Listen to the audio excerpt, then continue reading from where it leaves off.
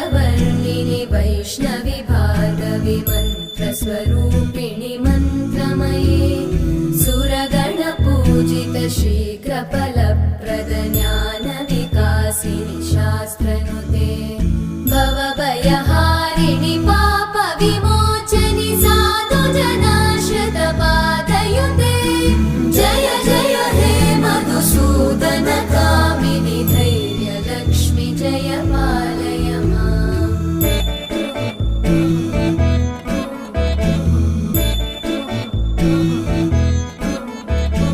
जय जय दुर्गतिनाशिनि कामिनि सर्वफलप्रद शास्त्र